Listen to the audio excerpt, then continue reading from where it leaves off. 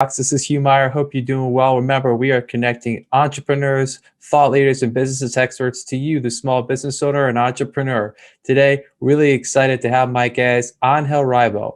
Angel is known as the CEO Confidant. He runs a business and consulting firm where they help to boost accountability, improve your sales performance, and has spent a great deal of time working on how to help remote teams become successful. In this episode, we're going to talk about Angel's background, how he come to create the CEO Confidant, what he has done over the last year to help boost teams' remote performance, and finally, how he leverages social media. We hope you enjoy this episode.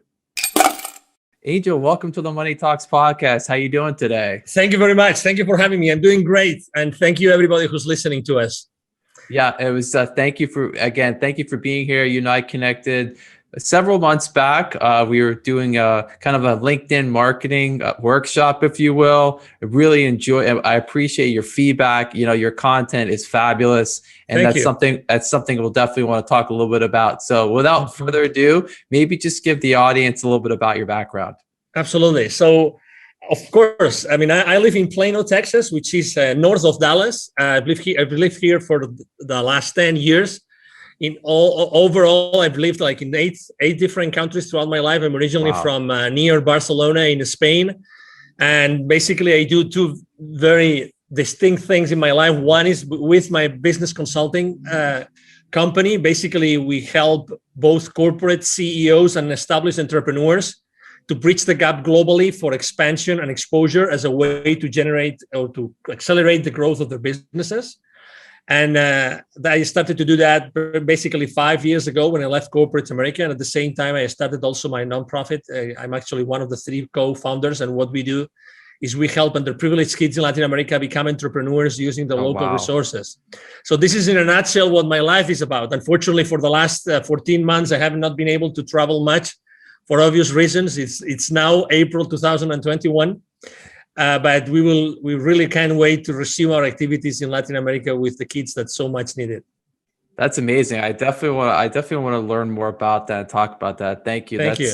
Kudos to you for doing that. It's really important. And it's amazing because I've talked to other people that I've interviewed on my podcast who are in the fintech space, and there is a lot going on as far as entrepreneurship in Latin America. So yes, I love hearing about that. And it's really interesting. So maybe go back a little bit. Of course. What was kind of, I guess, the light bulb? You know, it's really interesting because a lot of the people I interview, they've all had some role in the corporate world, if you will. And what was the light bulb for you as far as wanting to kind of bridge out, go on your own and start this great, underwrite you have? Thank you. Well, I think it's a mixture of things, right? It's not only one thing. I think that probably the most important one is that I had continuously been putting my family as a second priority in my life. And that eventually hurts the family, and for me, my family is extremely important. So I think that was probably one of the main reasons. The second reason is also, when you realize that the company was working with was bought by someone else, and then things started to change. And when you realize that people join companies for money, but they stay because of the culture. And so when you realize that, all these great things you've done in the past, unfortunately, you cannot do it there anymore. And you have to use you have to change your strategy, and you don't quite think is ethical enough or good enough, So, there were many things like this. And why wasting my time doing things that I really don't like and I don't see any future on? I think that's really important. And also, I think probably like the last thing, the last drop in the cup was probably I had a spiritual experience, literally, that also made me think, what are you doing with your life, Angel? And maybe and it was the second time in my life that I had something close to this, something that they couldn't explain with my senses. So I said, okay, so this means something. Maybe I should do something. I should take action and I should basically move from where I am today to doing something else. And I'm obviously, in retrospect, after 5 years, it's definitely a good move. And as you know, if I've interviewed people coming from corporate, as you know, we all come out in many different ways, but we all come out with a lot of experience, right? And I think that's extremely important. I think it's important to acknowledge that we come with a lot of experience, and we have had several support systems helping us grow to be who we are. Yeah, no, thank you for that. I appreciate that, and it's great because you're right. That is an excellent point about having that experience. But then you also, it's all about jumping out or getting out of the comfort zone, if you will. We all, as you kind of alluding to, many people get very accustomed to that corporate culture, and it kind of feels safe. But you have to ask yourself, are you really happy doing what you're doing? And more often than not, people answer that question with a no, and they kind of have to grab that entrepreneurial spirit out and realize you have to, if you want to be happy, you got to make changes. Maybe that means taking some risk in your life. Mm-hmm. And as you know, every time you hear the stats about the engagement levels in corporate, it's always above 70%. So that means that at any given company, at any given point in time, you go there, you knock at the door, you see 10 people, 7 don't really like what they're doing, but they have to pay their bills, they have to pay their mortgages, they have to take their kids to college, blah, blah, blah, you name it. So, and I stayed there for 10 years, it was a long period of time, but there were people there that had been almost 30 years. Right. So, I mean, and it's not bad. I mean, I'm not saying it's bad, but right. At the end of the day, it's your decision. You decide what you want to do with your life. And also, I think that something else, now that we're thinking about things that had happened in the past in my life, I think that also I went to a Tony Robbins event, and I experienced, and there's so many things that happen in those events that are so powerful. And one of the most important messages that really changed and shook me really to the bone was the idea that, we are really here to make an impact. Yep. Like it or not, and that's why you have a podcast. I mean, you have a podcast because you really want to change people's lives and you want to inspire people every single day, right? And you're excited about the downloads, not because of the downloads themselves, but just because you have been able to inspire more people and more people and more people, right? 100%. And so that's why there's this direct relationship between, how many people you serve and you help in your life, and eventually the rewards that you get in your life. And I wanted to literally start doing my own thing and start impacting thousands of lives as opposed to what I was doing before. Yeah, that's amazing. I agree with you 100%. Yeah, it is. You're right. You have to, you really have to want to make changes to people's lives and be impactful. And thank you. I appreciate what you just said. Yeah, that's why I'm here doing this. I love doing it. I get to meet, I've been doing it now for almost a year, which is hard to believe. And I get to meet great people like yourself who are, thank you. I get to learn about what you're doing. We get to talk about your life and how you meet, how you help other people, and the message gets out, and it's tremendous. It's exciting every time I do this. And I'm always appreciative of the time of my guests. So maybe as we kind of move forward, I guess talk a little bit about your process as far as, when you're maybe meeting with a new client, and maybe take us through how that works. Yeah, of course. So the reason why, I do what I do as far as, professionally speaking with my consulting business is because I had helped more than 1,500 companies in 36 different countries. So that's what allows me to say, okay, so I'm going to put in place a system that will allow systematically both entrepreneurs and companies to, keep on growing their businesses, accelerating the growth of the businesses by expanding the business over there. So basically, the first conversation with any company or any entrepreneur goes the same way. So, okay, so why would you like to go abroad? Why would you like to go global? Why would you like to take your product or your service to a specific place, a specific geography in which you are not present right now? And the reasons are different, right? Some people I just want to make more money out of what I already have. Other people say, I would really like to have my business and travel with my business. And I would like to use the excuse of my business to travel to other places, which is a very genuine, authentic way to think about it. And as you know, there's many professions that are actually already doing that, like real estate people, professionals. They do that all the time. They go and go all over the place, all over the world to buy properties, and they have fun doing it, and they're still doing business at the same time, right? And then after the reasons, we talk about the reasons, and the reasons are there. Then we talk, okay, so what changes are you open to make to your current state of being and company and culture and everything?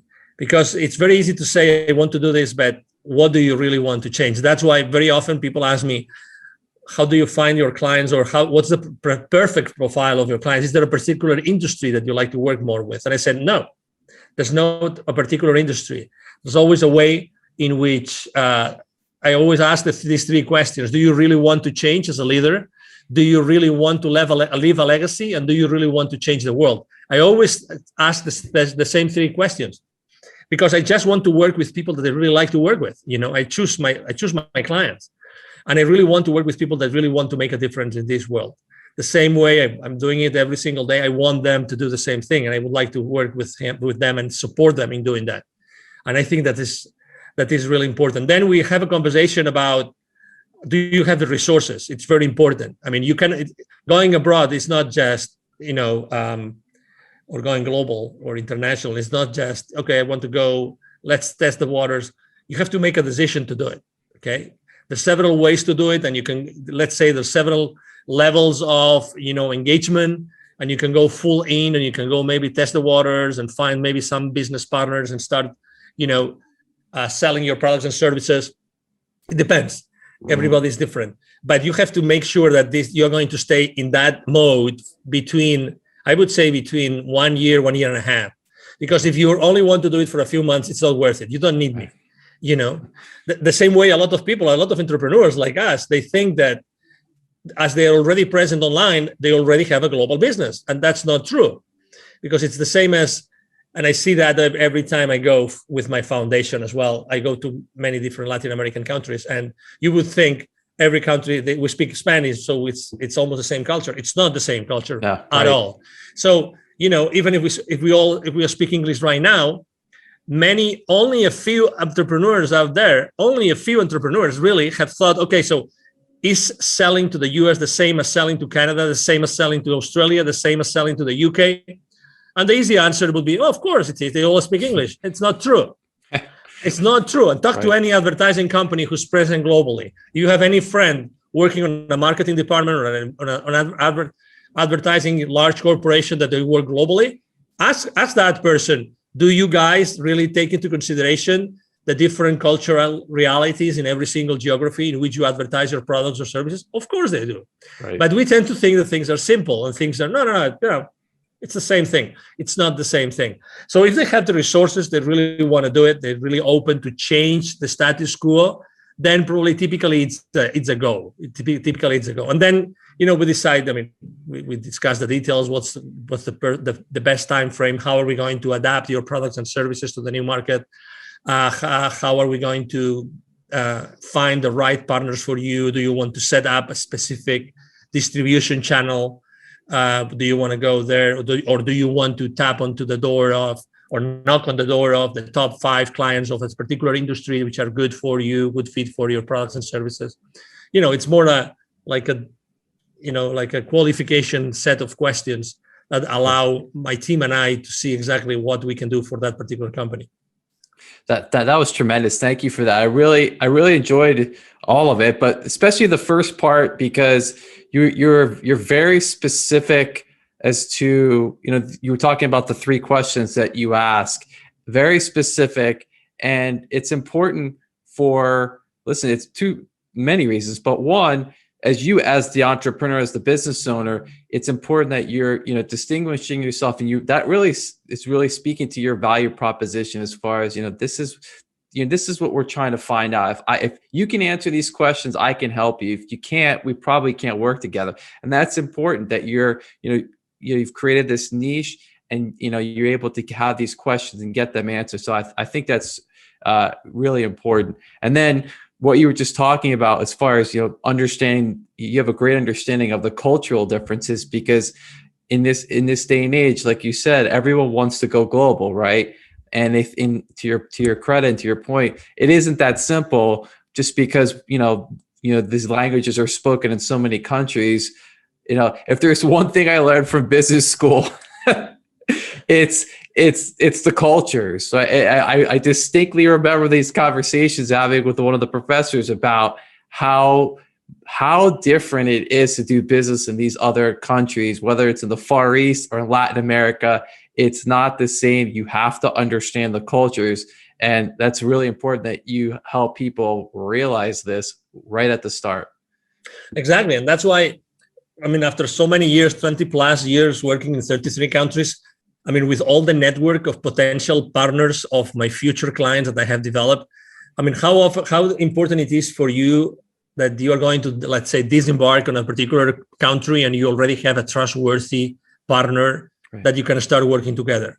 That's gonna make a big difference. Going with, holding hands with someone local that knows everything, that's gonna help you and is gonna teach you everything, obviously in return of a margin or any other, arrangement, commercial arrangement, but still. And this is one of the most important assets that we have. We know local people in all those countries that can help, really shorten that ramp up period that they will need for their experience of going global or starting, to commercialize their products and services in that market.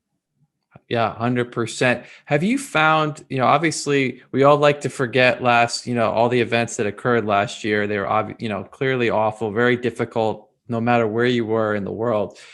As far as in communicating with, your clients and prospective clients, do you see, or have you found that more and more of these prospective or your clients have this, really this sense of urgency now that, going global is so important, and that if we've learned anything, you and I are here on a Zoom call, we have this ability to communicate and get things done. Have you found that sense of urgency has increased now because people realize maybe I don't have to get on a plane, 200 days out of the year? Exactly. And I was one of them. I remember 1 year, I did 230 flights in a year. Wow. In 12 months. I don't know how many hotel nights I have no idea, but obviously those were a lot of legs, a lot of flights, a lot of planes, a lot of destinations.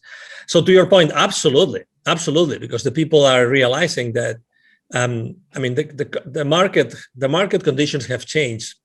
And the same way, I have to tell you that not everybody, that's funny, because you would think contrary to what your common sense would tell you, there's also a lot of people that are not ready to sell online.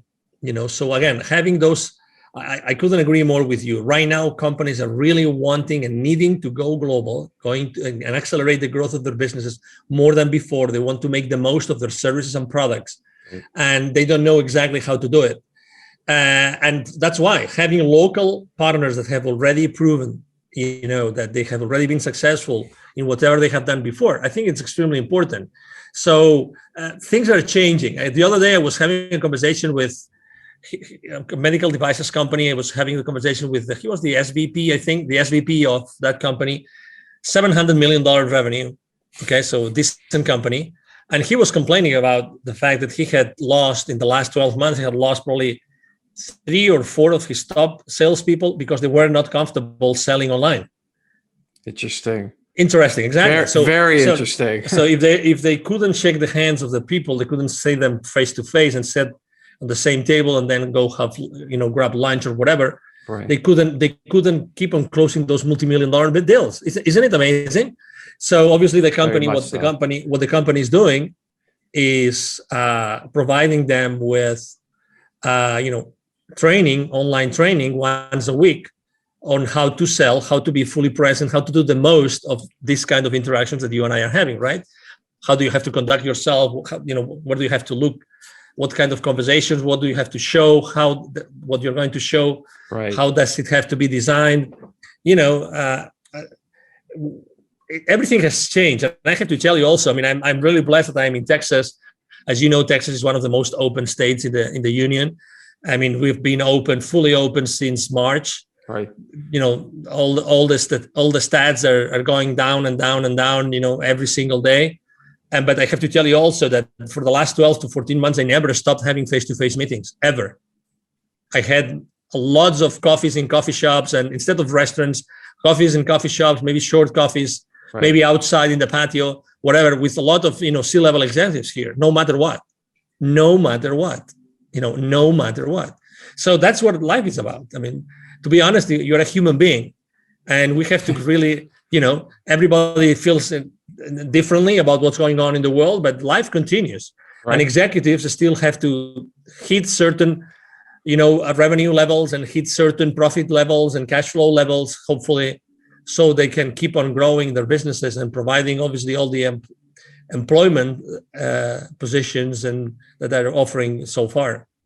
Absolutely. I mean, I think the word that comes to mind as you're just speaking, and thank you for that, is adaptable, right? I mean, people, it doesn't matter what you do for a living or what maybe you've changed and you're doing now. We've all had to have some measure of adaptability over the last year. If you, and to your point, we were just that great example of the salespeople. That executive, they need to keep the lights on at the company, if you will, right? They have to keep things going, and that's a difficult situation. We have to adapt, where we have to, we need to train these people that, listen, you may have to do this, through a camera, and that's being adaptable. I was reading a report summary yesterday about, how the future of work has been changed due to what's going on in the world right now. 3/4 of CEOs right now, they are very, very concerned. And the number one concern is, how are they going to help their employees upskill? Right. And they're not that concerned about, like hard skills. No. I'm talking about soft skills. So they don't know how they're going to do it to successfully transition their labor forces, their workforces, into a place where they can embrace new skills that are needed for the work that needs to be done today in the world, right? So, I mean, at the end of the day, we're all human beings. At the end of the day, C-level executives are the same as you and me. They have their own concerns, they're different concerns, because their outreach and their levels of responsibility, depending on the size of the company, is huge.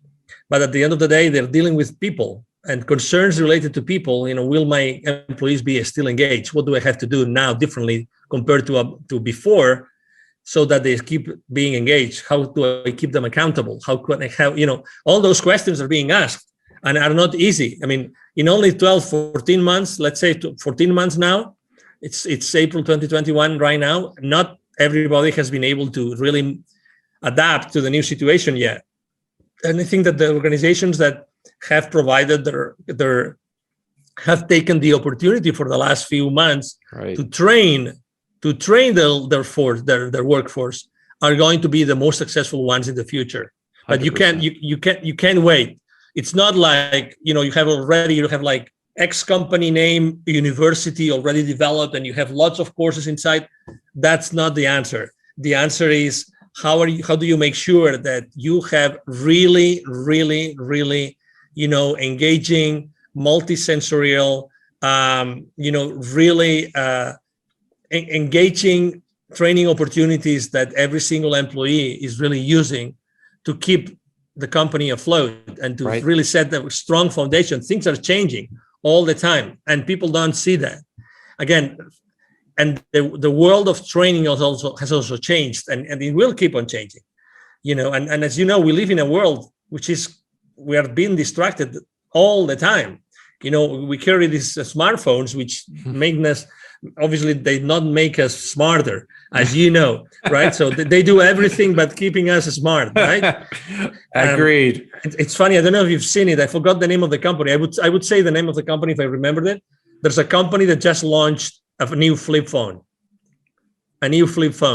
which it's not a smartphone. So it has zero distractions, but it has the power of let's say the agenda, blah, blah, blah, all the really strong things or the powerful things, but zero distractions. and I'm sure that they're selling it. I mean, it's not cheap. I mean, it's not like the flip phones that you go to Walmart that it's $25 or $50. Right. No, they charge you $300, I think it is, but it's a flip phone, long battery, you name it, because we need to go back to the basics. The distraction is not allowing us to really thrive in our lives. And you must see this because you interview people every single day or week. You see that, unfortunately, keeping us distracted is keeping us distracted. So we don't accomplish what we should be accomplishing. 100%. Right? And there's this great movie called The Social Dilemma. The Social Dilemma. I don't know if you've watched the movie. Yes. It's a great movie because I think Yes. everybody should go and see that movie and watch that movie because it tells you how the devices and the softwares are designed to keep you distracted and are designed to, with all due respect to all those companies, manipulate your purchasing habits, your consumption habits. And they say it. I mean, and there's like literally what? 9, 10, 11 high-level former social media companies that are telling you the story and explaining you, this is how we do it. Right. This is how we manipulate you. And they say, we don't allow our kids to have cell phones. We don't allow our kids to have the cameras on their computers. Right. There's a reason. There's a reason why this is happening, So it's like the cars. I drive this 2006 convertible, and I'm not going to change it because I don't want a computer. I don't want anybody to get into my computer, the computer of my car. You know what I mean? Yes. As much as I like technology. I worked for 2 very successful high-tech companies, and I love technology. But I tell you, I don't want anybody to get into the brains of my car. I love driving my 2006, and I will keep on driving my 2006 until I don't know. I get it. No, those are really valid points, and it actually, I'm sure this is, you have to deal with this, and probably more and more so now. Is how do you recommend to your clients, the executives, really, I guess, keeping that performance of the team, if you will, at a high level? 2 reasons. One, obviously now we've all been separated and predominantly we've had to work in this kind of environment. And how do you maintain that performance? And then also to what you were just talking about, this distraction, right, of this, where people just pick it up all the time. How do you, I guess, advise your clients on the best piece of advice is actually a very good friend of mine. His name is Neville Joffe. He's trained more than 20,000 C-level executives and business operators of large corporations in the world for the last 25 years. And he does something which I love. It's the deprivation test, which means, imagine, Hugh, that you and I, we do a list of everything that we do, let's say during our working hours. Let's leave our personal life aside, okay? Our working hours. We do a list. And then we say, okay, starting tomorrow, I will not do this and this and this and this. Listen, if you want, you just start with one thing. I'm not going to do that. And I will make sure we're not going to do it. And you keep on adding things. Why? Because you realize that there's a lot of things that you do that you really don't need to do. And you can probably, there's some roundabout, something that you can do instead of what you were doing. That's not going to be, sucking your energy and your time. Right. And you can still, turn around. I wanted to say that's the word I wanted to use. So you can use a turnaround and not being obliged to do that. So make a list of the things that you do. Start, the saying, I will not do this anymore. I will not do this anymore. Really, like processes that you every single day you do, and you will realize how you really don't have to do many of the things that you're already doing. And I love that test, the deprivation test. I love it because it's like looking at yourself at the mirror. Right. You can't hide. I mean, you are there. It's you. You either like yourself or you like yourself, right? it's who you are, right? That's fantastic. I'm gonna have to make that list. No, honestly, do it. Yeah. Honestly, it's like when we're shaving in the morning, right? It's you with your razor, and it's your face, and if you cut yourself, bad luck, it was your bad day, but it's you with your time, with your reality. And there's Right. something else. And I took action after watching that movie that I recommend people as well. They actually, what they did is they made an app called Moment. These former executives that left the social media companies because they didn't think that it was the ethical thing to do, like staying at the company and manipulating people. They actually came up with an app called Moment. I use it. It's going to change your life if you use it. Okay. Moment. It helps you. It's like the AA people, there's a process to get out of alcohol addiction. Is the same thing. They take you step by step, how to start putting the cell phone aside, the smartphone aside, and not take the power out of your life and out of yourself every single moment. Fascinating. That is. I'm gonna check that out. Check it. This is a podcast chock full of advice, not just professional, but personal. Absolutely. Thanks. Absolutely. Thank you. Thank you for appreciate it. So I always spend so much time asking my wonderful guests many questions, and I appreciate them being here. And I always give the opportunity of the guests to ask me a question. So I'm giving you the mic, and feel free to ask away. Okay, from 1 to 10, how difficult do you want me to ask you the question? Oh, wow. The question to be from 1 to 10. Let's do it. Let's do an 8. An 8. Okay. What keeps you up at night right now, Hugh? What keeps me up at night right now? I think honestly, it's the education of my kids, and how I think, if anything, it's very worrisome. Obviously what happened over the last year, we can't change it. It's already happened, but you really start learning more and more about how your kids are being taught in schools. And to me, that's very worrisome, because they're going into a world that, you don't, having a degree from a Harvard or a top-notch school, more and more people are not really looking at that anymore. They're looking for more entrepreneurial, thinking people that can work with teams and on projects. And I feel like our education system in this country it's not built that way. It's built completely, it's an antiquated education model. And I think it has to be changed. And I know there are entrepreneurs out there that are now doing these things. Obviously, it's not available to everyone, and it could be expensive, but at least you're starting to see some changes as far as these people realize we can't teach our kids this way anymore. It's not about test taking skills. It's about problem solving and speaking. And this is what's important. This is what's going to help them as they go forward. So I couldn't agree more with you. It's funny. I don't know why I asked you that question. I'm extremely involved with the education of my kids as well. I'm very worried as well. I used to be volunteer in the school. Unfortunately, here where we live, they closed down the schools. We literally cannot go inside the school to see what our kids are doing. We cannot do that, which is insane. But to your point, I mean, absolutely. The type of people that are needed in the world today has nothing to see with the type of people that leave the system.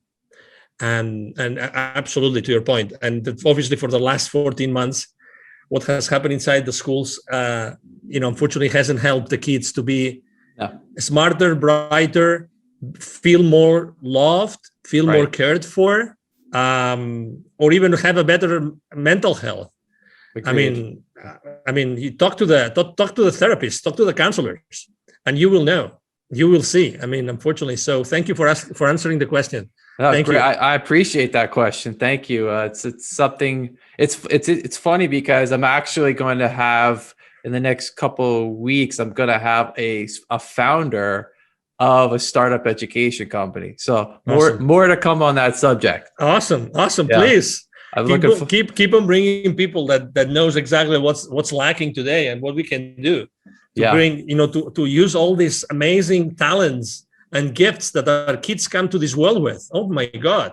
and you see that every day.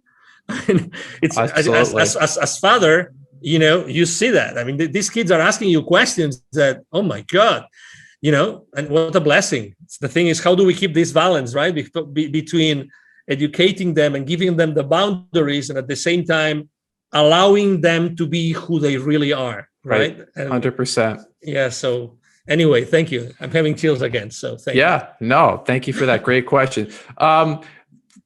Take a minute or two. You do an amazing job on your social media, specifically your LinkedIn. Thank you. It's one of the best. And I actually spent time earlier today and yesterday going through it. And you have a very clear value proposition. I know, you exactly what you do, who you're trying to help. Maybe just spend a minute or two talking about how you've really leveraged using social media. Thank you. Exactly. Well, number one, I chose to start working in social media really when I left corporate America. I think that in general, in the corporate world, social media is not used a lot, or is used very well. The first thing I thought was, okay, so what is my audience, right? So who do I want to serve and where they are? And it's funny how, obviously, I immediately decided, okay, so it's LinkedIn. I only had a few hundred connections, nothing else. And I said, but I want to really make a difference here on LinkedIn. And then I started to think, okay, so if my audience is here, how am I going to talk to them? And one of the things I always repeat myself, and that I learned, and I have had also very good teachers throughout this time, is that number one, have you noticed that when you go to Google and look for a particular person, you throw a name in the box? One of the first line items is actually LinkedIn. Right. So you are in Google, Googling someone's name, and LinkedIn lines show up as the first one. So what I'm trying to tell you is LinkedIn is not a place where you look for a job only. LinkedIn is a search tool. LinkedIn is a search tool. Okay. So just that I think that's going to help you think differently about LinkedIn. Number one. Number two, I said, okay, so what am I going to share? I mean, I was able to have little by little, I built a team, and I have a team working with me. As you have seen, I have, video editors, I have graphic designers. I'm every single day online, every single day. So the content that I am posting is always a content, number one, that's going to grab the attention of my audience. Number two, that it's going to be more related to the human being who is behind an executive than the executive that is concerned about 20 different business aspects. So I'm trying to really keep everything at a very human level and connect with the people at the very human level. So you will see that obviously sometimes I speak about business, and sometimes I give visibility and exposure to businesses, and because actually it's part of my business value proposition. But I try to be really very close to the human beings behind the people that I want to attract to my timeline, right? To my feed. Right. And we all have options, as you know, we all have options. And also I use, and not many people do it, I not only post every day, like normal posts, I use video a lot, I use graphics, I use cartoons. I also create posters for the story. There's a story, like the WhatsApp story, the Facebook story, or the Instagram story. There's a story on LinkedIn. Right. And again, you have to change it every single day. But again, it's another place where people go and they just see, for instance, I am obsessed personally about what's going to happen tomorrow. I want to be the first one to tell everybody on my timeline what day is going to be tomorrow. So for instance, tomorrow, I forgot what day is it going to be tomorrow, but Saturday. So it's going to be Saturday, but I don't remember. It's going to be the National something day. Okay. So I am always talking about what day is it going to be tomorrow. So now I could go to LinkedIn and I will see that my team posted about what national or international day is it going to be tomorrow. And as opposed to do what everybody does, which is posting about what international day is it today, I always do about what international day is going to be tomorrow, just because I want to give my audience a head start, so they go to the office and they already know what's going to be tomorrow. Or maybe if someone needs to buy something or needs to do something, they have one day head start to do that. You know what I mean? Absolutely. And again, and there's days which I talk about innovation, about creativity. I talk a lot about building bridges, because I think that for the last 14 months, a lot of bridges have been burned. Right. And I think that we have to build bridges. So that's another important part of my strategy. And the third one is really when I reach out to people to connect with me, which, by the way, it's more and more difficult on LinkedIn. Just this week, they limited the number of people you can connect with. I always try to connect with a very short initial message. Right. The connection request message is always very short, as if I was on a face-to-face meeting and I was meeting that person on a networking event, literally. Okay. So I always say something like, I would like to connect with you. So might we help each other? We might be able to help each other in the future. Or I just say, I would like to connect with this kind of leaders. So you are already filtering the people that you connect with. Right. You don't want to connect with everybody. No, right? That's right. Exactly. So again, you have to be strategic about what you do online. So those would be probably like the top 3 pieces of advice I would like to share with the audience. And I'm very consistent on, if you go to Facebook, you go to Instagram, you go to Twitter, you go to WhatsApp, you will see that I have the exact same message every single day on all my social media outlets. So I'm very consistent.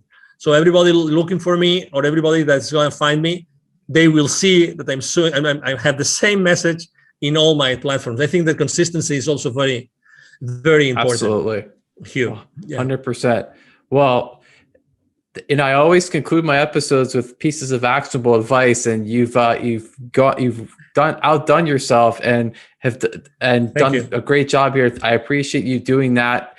Those are great pieces of advice as far as how to really leverage your social media and being consistent. So I want to thank you for that. I want to thank you for being here with me and the audience today. It was really wonderful to finally talk to you in person, learn more about what you're working on. And, I wish you all the success as we get through the rest of 2021, and definitely want to have you back on in the future. So Angel, thank you for being here today. Anytime. Well, thank you. It's been an honor, Hugh, really, thank you for having me. If I may, maybe if I could just share with the audience my email address, if it's a possibility. Please. Thank you. So besides going to social media and, writing a message, which I'm going to answer, because we answer every single message. My email address is very easy. I'm going to share my personal email address, the direct, which is Angel, ANGEL, at angelribo.com. Ribo is my last name. It's 4 letters, R-I-B as in boy, O. Again, Angel at angelribo.com. And really, it's been a pleasure to have this conversation with you, Hugh. I've enjoyed the conversation a lot. And obviously, thank you, everybody who's watching us today. Thank you again, Angel. It was great to have you. Really appreciate your time and thoughts. Remember, everyone, we'll be back next week with another episode of Money Talks. Please like and subscribe on our YouTube channel. We'll be back next week. This is Money Talks. I'm Hugh Meyer. Take care.